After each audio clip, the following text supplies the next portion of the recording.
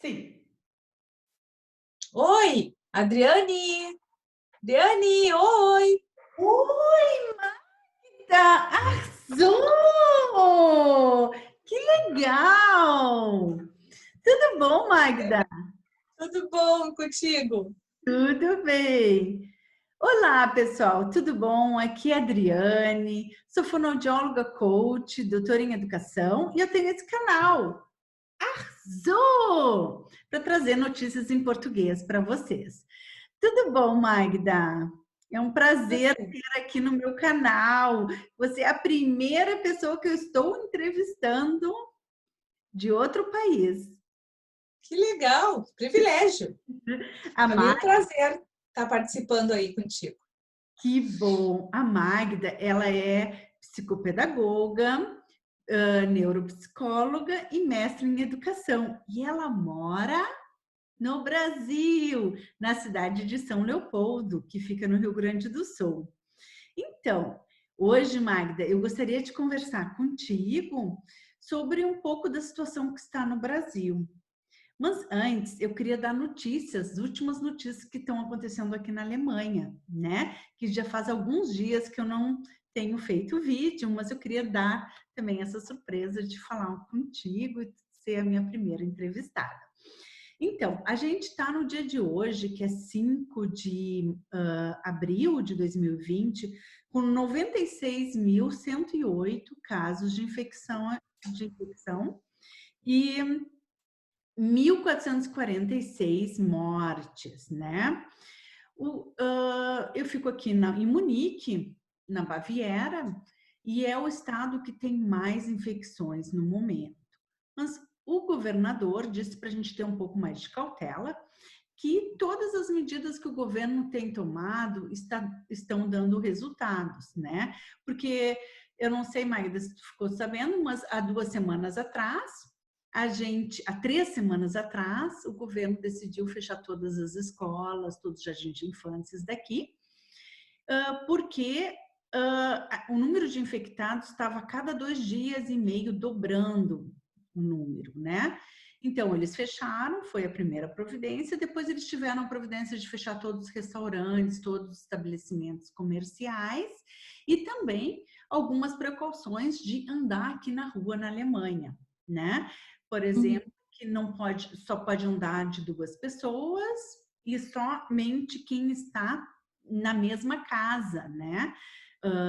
E não ter mais contatos assim sociais. E as pessoas têm que andar de 1,5 metro a 2 metros de distância uma da outra. Com isso, no dia de hoje, a gente ganhou 6 dias. Então, a cada 6 dias está dobrando o número de infectados, né? E com isso, o governo alemão ganhou mais tempo para se organizar nos hospitais, né? Para ter mais leitos, para ter mais equipamentos, embora que o equipamento que a Alemanha comprou, os Estados Unidos foi lá e pagou mais caro, né? Fez uma contraproposta e pegou uma parte desse equipamento. Eu acho que isso está acontecendo também em outros países também, né? A gente observa. Sim, no Brasil também. Pois é. E é uma pena que isso aí é uma pirataria que está acontecendo, né? E nesse momento acaba sendo uma falta de solidariedade, né? E o governo alemão vê isso assim. Uma boa novidade para quem é enfermeiro, quem está na linha de frente, quem está também trabalhando nos asilos e nas casas de cuidados, é que o governo da Baviera vai dar um bônus salarial de 500 euros. E toda alimentação também é custeada pelo governo, que pode ser, Que bom isso, né? né? Exatamente. Então, por enquanto, são essas notícias. A gente ainda vai continuar nesse isolamento, mas é por uma boa causa e logo, logo a gente já está achatando a nossa curva e isso logo vai ficar bom. Mas hoje, a minha convidada, a Magda, eu queria saber notícias do Brasil. Queria saber como é que está a situação, porque a gente tem recebido tantas coisas assim por WhatsApp, nem eu sei que nem todas são muito verdadeiras. E também as notícias que chegam aqui na imprensa na Alemanha. Então, eu queria saber um pouco o que está acontecendo por aí. Pois então, Adriane, nós estamos assim num processo um pouco anterior ao de vocês, né? Porque o vírus ele começou a se espalhar na China, depois ele foi para a Europa e depois que ele veio para cá. Então a gente está ainda na subida, né? Da curva, assim. Os casos estão se multiplicando, né? Não tão aceleradamente quanto até eu estava esperando, mas estão se multiplicando. Nós estamos já no momento, hoje, dia 5 de abril, com 10.360 casos, né? E com quase 500 óbitos, né? Os estados mais atingidos o primeiro estado mais atingido é São Paulo, né? O maior número de infectados está em São Paulo, até porque São Paulo é o estado mais populoso, né, do nosso país, seguido pelo Distrito Federal, depois logo em seguida Rio de Janeiro e depois o Ceará. Agora, há pouco tempo que começaram a chegar os testes, né? Acredita-se aqui que o número de contaminados seja muito maior que esses números que o governo apresenta oficialmente. Né? Então, Porque... eu também queria te fazer uma pergunta, porque saiu hoje uma notícia aqui na Alemanha que em São Paulo foram abertas 200 covas num cemitério bem famoso da cidade, num bairro, e aí não condiz muito com os números que a gente tem visto, né? Isso é Sim, verdade? tem muita gente morrendo por outros vírus gripais, né? Tipo H1N1, né? Então, também. E como essas mortes acontecem muito rápido, muita gente está vindo a óbito sem fazer o teste, porque eles, como tem um número de testes reduzido, eles estão só fazendo o teste nas pessoas que têm sintomas muito graves mesmo. Todos aqueles sintomas gripais, mais falta de ar grave, assim, insuficiência respiratória mesmo, grave. Tenho um exemplo para contar para vocês aqui na minha região, no município do lado, aqui, uma amiga minha teve sintomas gripais com falta de ar, a colega que mora com ela levou no hospital e eles disseram, fica em casa, né, é gripe, fica em casa e se não melhorar tu volta. Ela foi 2 vezes para o hospital e eles disseram a mesma coisa e não fizeram o teste.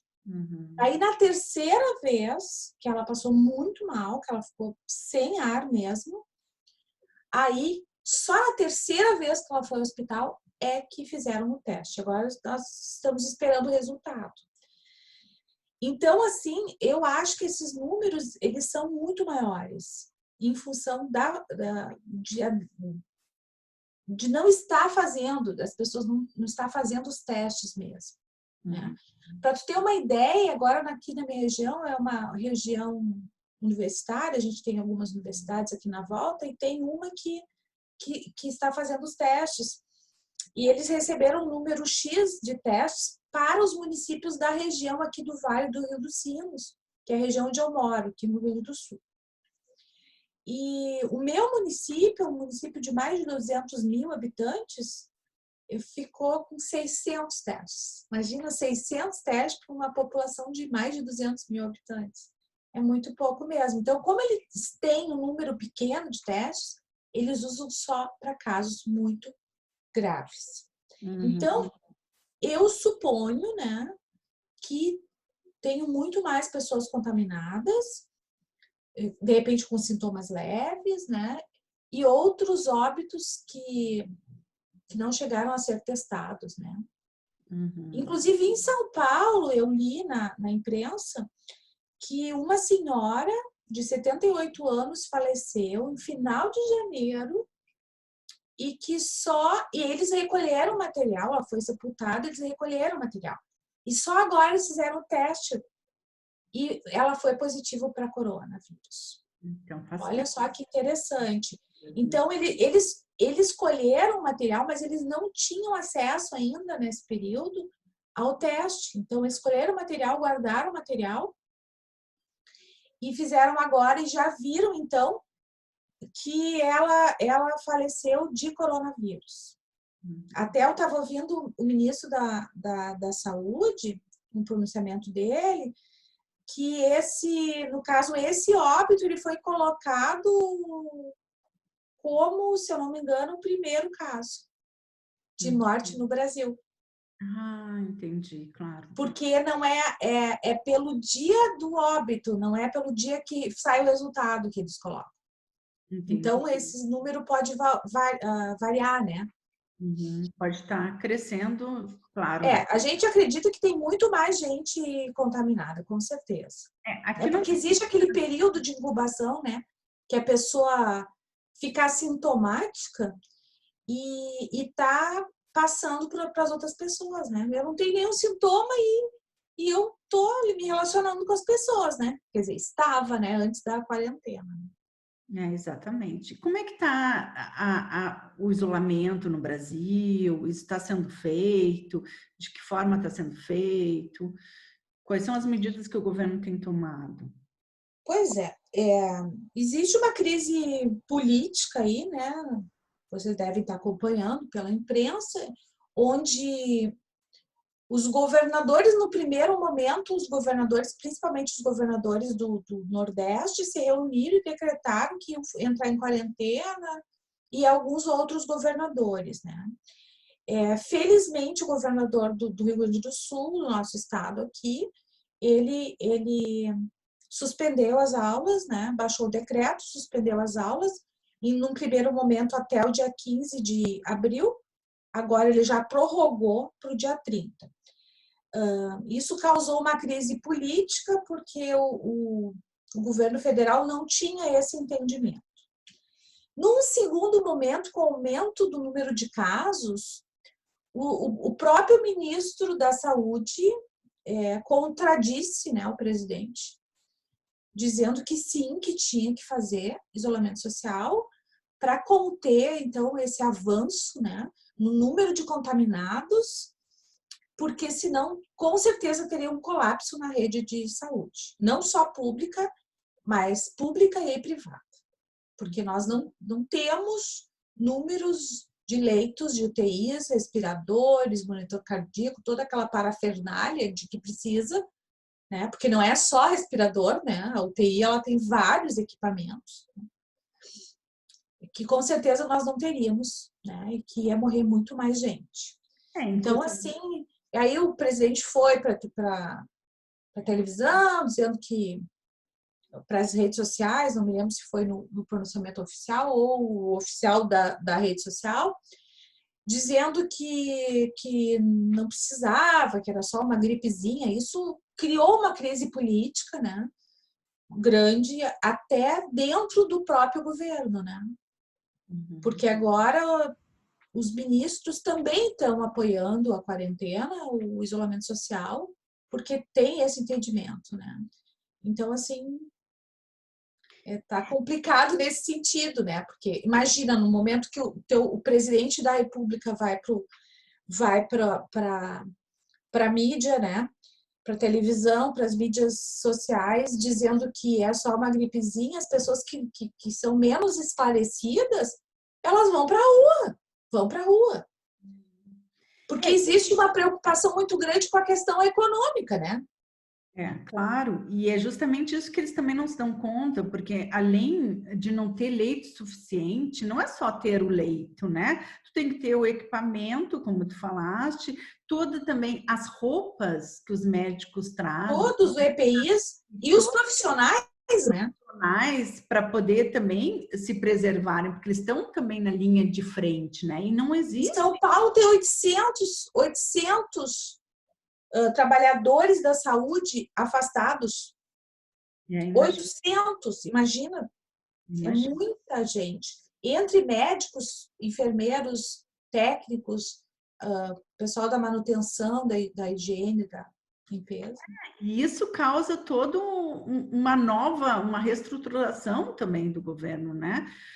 Por exemplo, também, porque também quando a pessoa morre tem que ter os coveiros, né? E tu também, foi tu que me falaste, né? Que tem Sim, São Paulo abriu um edital para contratar 220 pessoas para trabalhar como coveiros, né? Então, imagina só tudo isso que tem que se reestruturar, né? E outra coisa, que eu não sei se vocês chegaram a ver aí, que o governo baixou um decreto chamando médicos, enfermeiros, psicólogos, fonoaudiólogos, fisioterapeutas, professores de educação física, nutricionistas, para se cadastrar nos seus municípios, caso eles precisem de mais gente, de mais pessoas, né, para poder atender os pacientes. Quer dizer, tipo o decreto de convocou, né? Convocou. Todo mundo que tenha essas profissões vão ter que se cadastrar e ficar disponível do governo para, em caso de necessidade. Eu nunca tinha visto isso na minha vida. Assim, isso é guerra. Na realidade, a gente está vivendo um momento super histórico, né? Eu acho que ninguém passou por isso, né? Sem precedentes. Experiência, e eu acho que é isso. Nós não temos médicos e enfermeiros suficientes para uma calamidade dessas. E também foi o caso aqui da Alemanha, que a gente não tinha médicos suficientes já para o dia a dia, né? Para o que acontece, né? Imagina quando isso tudo acontece paralelamente, né? Porque se todo um hospital está voltado para o coronavírus, e se tu tem um acidente, né? Sim, porque tem todos os outros casos, né? Que tu precisa de um hospital. Realmente acontece, né? Então é isso. Porque os acidentes não param, os AVCs não param, os infartos não param, né? Exatamente isso. Os outros problemas de saúde não param, quer dizer, é uma demanda a mais inesperada. Bom, eu adorei essa conversa e também eu queria também saber o que está acontecendo de positivo aí no Brasil, o que está mudando na vida das pessoas. Assim, o que está acontecendo na vizinhança, com os amigos, enfim. Porque também tem um lado positivo, né? Eu sou uma pessoa extremamente otimista, né, Adriane? Tu me conhece, eu sou uma pessoa otimista, eu sempre tento ver o lado positivo das coisas. E aí eu vou dizer, Magda, como assim tem lado positivo? Eu acho que tem sim, tem muitas indústrias confeccionando máscaras, confeccionando roupas especiais para os trabalhadores da saúde e doando para o governo. Várias empresas doando, pessoas físicas doando bastante dinheiro, assim, pessoas, né, famosas doando bastante dinheiro. Aqui mesmo no meu condomínio, a gente fez uma vaquinha entre os moradores e o pessoal tá fazendo comida e levando para o pessoal de rua, que mora, os homeless, né? Que moram aqui embaixo. Eu moro bem pertinho do trem aqui, né? Então, o trem aqui é por cima, então tem a parte de baixo. Infelizmente, tem pessoas morando aí embaixo, né, do trem. E o pessoal do meu condomínio aqui se cotizou, compramos os insumos, enfim, e o pessoal cozinhou e levou as comidas para eles. Eu sei que isso é uma gota no oceano, né, Adriane? É uma gota no oceano. Mas eu vejo que as pessoas estão, assim, sendo mais solidárias, né? Nesse período, assim. Eu acho que é um período muito importante de reflexão. Eu acho que não tem como passar por uma situação dessa e continuar sendo a mesma pessoa, sabe? E isso eu acho um ponto positivo. Eu acho que nós vamos crescer enquanto ser humano, sabe? Depois que tudo isso passasse, né? Eu acho que a gente não vai ser tão consumista, eu acho que a gente vai ser mais solidário, eu acho que a gente vai ser menos capitalistas, né? Porque nesse momento, uma reflexão que eu tenho feito não adianta tu ter muito dinheiro, né? Não, Porque e pega. esse vírus ele é democrático, ele atinge pobre, rico, negro, branco, amarelo, e não é só velhinho, que atinge criança, adolescente, adulto e velhinho. Então, assim, a minha esperança é essa. E a minha torcida é que passe o mais rápido possível e com menos danos possível. Então tá, quero te agradecer mais uma vez e quem sabe logo que depois disso passar, quando eu estiver no Brasil, ou quem sabe tu vem me visitar aqui, a gente faça uma entrevista pessoalmente, né? Isso é muito legal. Vamos sim. E tô adorando, assim, poder ter essa oportunidade também de falar à distância, de trazer notícias para as pessoas, porque muitas pessoas ficam aqui também na Alemanha, um pouco distante Sem do saber o que está acontecendo de fato, né? e só escutando, porque às vezes a gente fica com o WhatsApp e vai passando tudo que vê, e eu mesmo já recebi do Brasil coisas da Alemanha que não são verídicas, e isso é bom, a gente realmente saber a fonte, saber a realidade e contar um pouco para vocês. Arrasou! Então tá, Acho! muito obrigada, um beijo grande, um abraço enorme. Beijo, querida. Eu que agradeço. Toma um chimarrão. Adorei estar com vocês. Obrigada. Tchau.